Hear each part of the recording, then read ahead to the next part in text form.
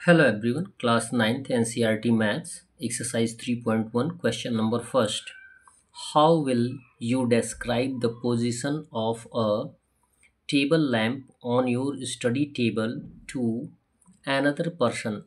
यानी किसी दूसरे व्यक्ति के लिए आप अपने स्टडी टेबल पर रखे हुए टेबल लैंप का आपसे और दूसरे व्यक्ति से पोजीशन डिस्क्राइब कैसे करेंगे।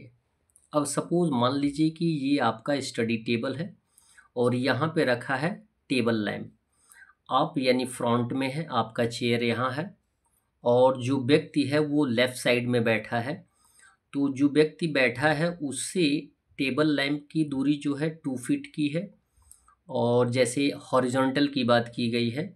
और यहाँ पे हमारे सामने जो टेबल लैंप है टेबल पे, उसकी दूरी जो है वो कितनी है, 3 फीट है।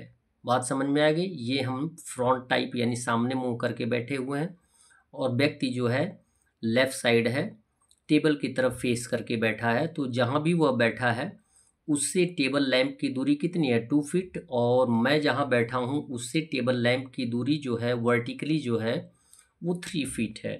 तो इसमें हम लिखेंगे let the distance from front be 3 feet. मान लेते हैं कि फ्रंट से डिस्टेंस क्या है, 3 फीट है।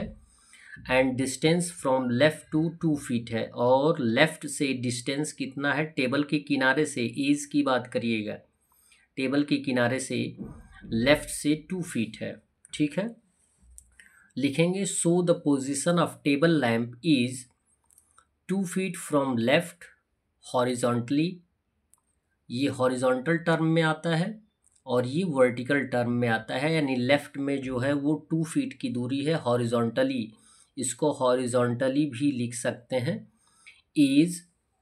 And 3 feet from front edge, जिसको हम बोलते हैं वर्टिकली, फ्रंट एज से यानी सामने के किनारे से उसकी दूरी है 3 फीट और लेफ्ट साइड से एज से उसकी दूरी है 2 फीट।